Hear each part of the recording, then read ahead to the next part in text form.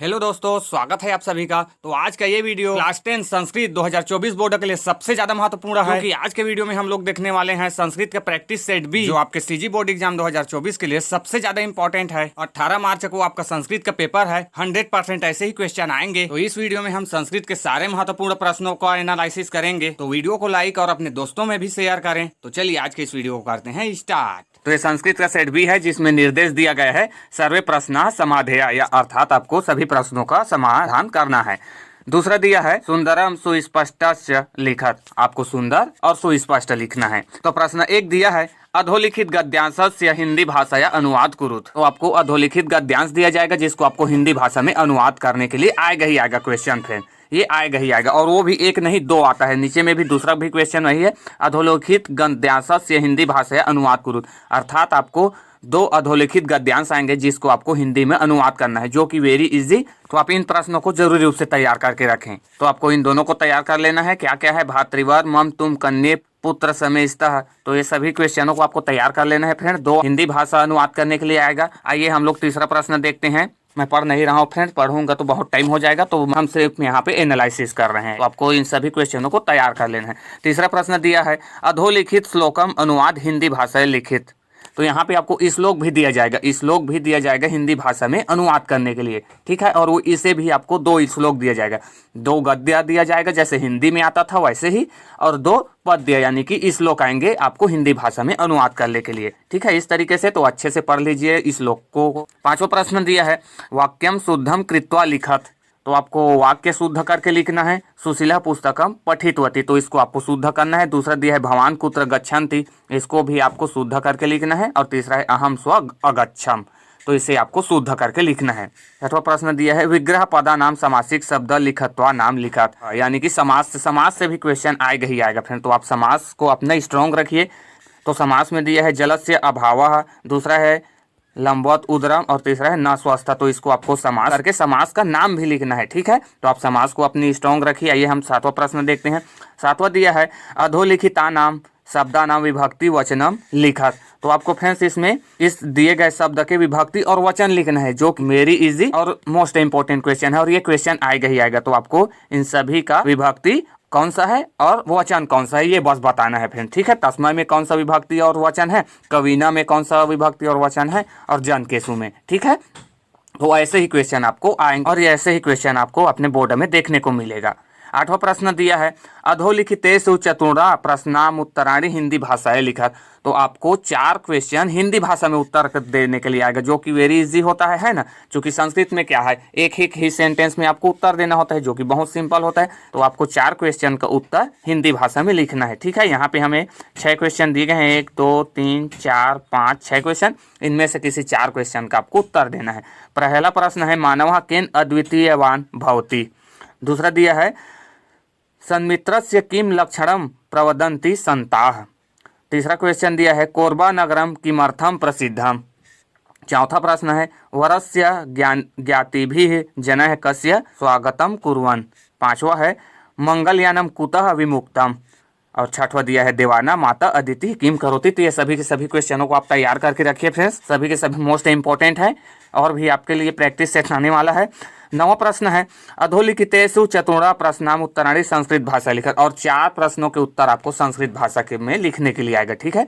4 question answer आपको हिंदी में आएगा, और 4 क्वेश्चन आंसर लिखने के लिए संस्कृत में ही आएगा, ठीक है। इसमें भी आपको 6 क्वेश्चन दिया रहेगा, इनमें से किन्हीं 4 का आपको उत्तर देना है। तो देखिए क्या कर दिया गया है।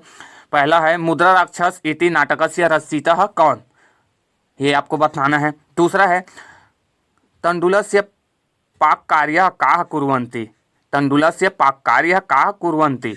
तीसरा प्रश्न दिया है संसारे कानि कानि चक्रवत् परिवर्तन्ते। पांचवा दिया है, चौथा दिया है विलासायः विवाह केन सह अभवत्। पांचवा प्रश्न दिया है लाभानां मुक्तमं किम। और छठवा दिया गया है पयः कदा पीबेत।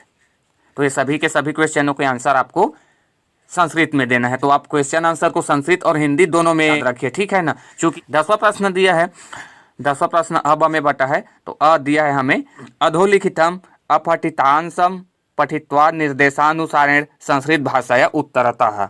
तो ये अपठित गद्यांश है, इसका उत्तर आपको संस्कृत भाषा में ही देना है। जो ये अपठित गद्यांश है, अपठित गद्यांश को अच्छे से पढ़ लेंगे और नीचे दिए गए प्रश्न का उत्तर आपको देना है। ठीक है, ये तो वैसे ही सेम है, इंग्लिश हिंदी सभी में आपको अपठित गद्यांश दिए जाते हैं ना, ये उसी के जैसा आपको अच्छे से पढ़ना है और नीचे दिए गए प्रश्न को उत्तर देना है।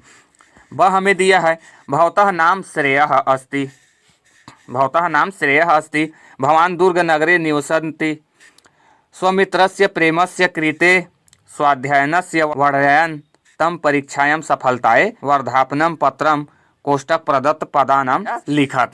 तो ये आपको मित्र को पत्र लिखने के लिए आएगा, जिसमें आपको बताना है कि अपने परीक्षा के सफलता के बारे में, अपने मित्र को सहायता के बारे में बताना है। ठीक है, तो इस तरीके से पत्र लिखने के लिए आएगा। अथवा में हमें दिया है भवतः नामः धनेशः, भवान शासकीय उच्चतर माध्यमिक विद्यालय बिलासपुरे 10वीं कक्षायाः छात्रः, भवान स्वप्राचार्यं प्रतित्रयः दिवसः अवकाशाय संस्कृत भाषायां प्रार्थना पत्रम लिखत। ये मोस्ट इंपोर्टेंट क्वेश्चन है फ्रेंड, इसे आप याद करके रखिए।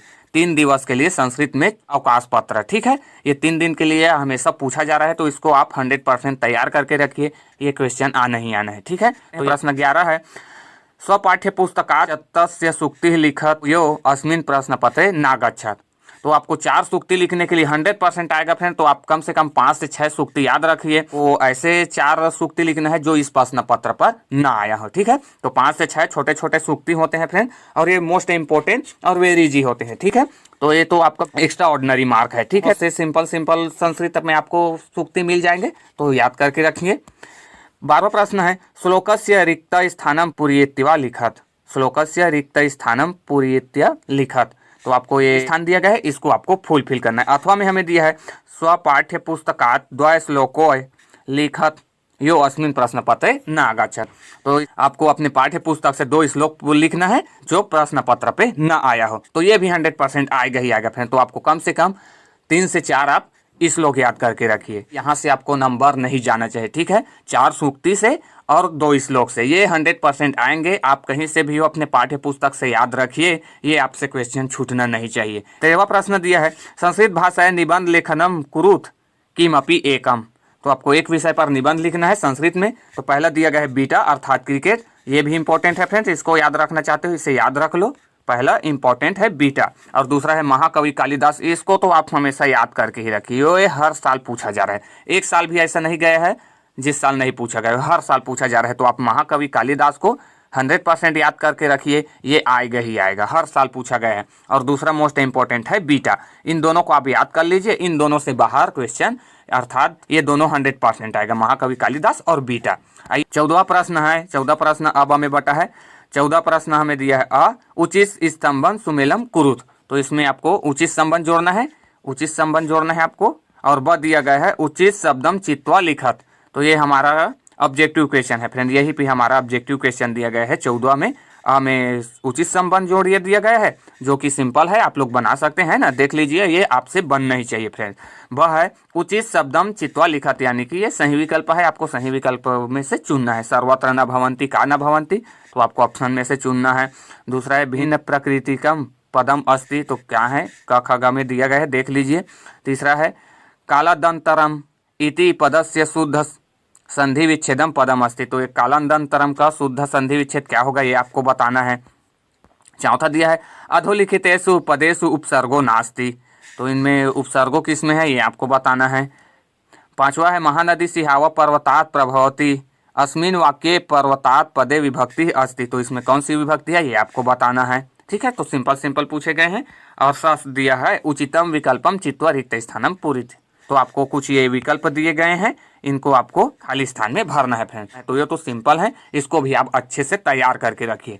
ठीक है, ये सभी क्वेश्चन आपका एक्स्ट्रा ऑर्डिनरी मार्क है, अच्छे मार्क्स आते हैं, और संस्कृत में ज़्यादा लिखना भी नहीं पड़ता है ना, तो इन सभी क्वेश्चनों को आप तैयार करके ही रखिए। आइए 15वां क्वेश्चन देखते हैं। 15वां क्वेश्चन दिया है निम्नयो शब्दयो संधि कृत्वा नाम लिखत, तो इसमें आपको संधि करके आपको नाम लिखना है। तो संधि और समास दोनों से क्वेश्चन आएंगे ही आएंगे फ्रेंड, तो आप संधि और समास को अपना स्ट्रॉन्ग रखिए। ठीक है ना, संधि और समास से क्वेश्चन आएगा ही आएगा। 16वां प्रश्न है वाच्यम अबोध हेतु, तो इनमें कौन सा वाच्य बोध होता है, ये आपको बताना है। वाच्य से भी क्वेश्चन आएगा, ठीक है ना, वाच्य से भी क्वेश्चन आएगा, तो वाच्य को भी अपना तैयारी रखिए। तो इसमें आपको वाच्य बताना है। 17वां प्रश्न है रेखांकित शब्दयों प्रत्ययम पृथक कुरु, तो प्रत्यय और उपसर्ग से भी क्वेश्चन आएंगे फ्रेंड। तो रेखांकित शब्दों का प्रत्यय पृथक करना है आपको। तो पहला दिया है मनीषा आलस्य, तो यक्त्वा पठति, तो इसमें कौन सा प्रत्यय है ये आपको लिखना है। ख दिया है बालिका गच्छन्ति हसति, तो गच्छन्ति में अंडरलाइंड है, तो इसका प्रत्यय क्या होगा ये आपको बताना है। 18वां प्रश्न दिया गया है निम्नयो अंकयो संस्कृत भाषा लिखत, ये भी मोस्ट इंपॉर्टेंट क्वेश्चन है फ्रेंड, इसे भी आपको छोड़ना नहीं है, किसी भी हालत में आएगा ही आएगा। आपको अंकों से संस्कृत भाषा में लिखने के लिए क्वेश्चन आएगा ही आएगा। तो फ्रेंड्स आपको कम से कम 3 डिजिट वाला जितने भी अंक हैं उनका आप संस्कृत भाषा में नाम याद रखिए फ्रेंड। आपको कम से कम 1 से 200 तक अंक का नाम याद आना चाहिए, 1 से 200 तक का, ठीक है। तो 1 से 100 तक का तो बहुत सिंपल है, आप लोग जानते ही होंगे, है ना। अब 101 से आपको 200 तक के बीच को और याद रख ले फ्रेंड। फिर आपसे ये क्वेश्चन छूटेगा ही नहीं, क्योंकि हर साल आपको 3 डिजिट में यानी कि 3 डिजिट में आपसे क्वेश्चन पूछा जा रहा है। तो आप 100 से 200 के बीच के अंकों को अच्छे से याद कर लीजिए, अच्छे से देख लीजिए, उतना तो ज़्यादा कठिन है ही नहीं है ना। तो इसे आप याद रख सकते हैं। इसे ऐसे क्वेश्चनों को आपको कदापि नहीं छोड़ना है, ये बहुत ही आसान है फ्रेंड्स। ये आप यहाँ से आप 2 नंबर पक्का समझो, ठीक है। तो आपको सभी अंकों का कम से कम 200 तक याद रखिए, और ये लगभग हर साल पूछा जा रहा है, ठीक है। तो यही लास्ट क्वेश्चन है, 18 क्वेश्चन पूछे जाएंगे। तो आज के वीडियो में बस इतना ही। अगर वीडियो आपको अच्छा लगा तो वीडियो को लाइक करें, शेयर करें, और नए हो तो चैनल को सब्सक्राइब करके बेल आइकन को प्रेस कर ले friends. Thanks for watching till and.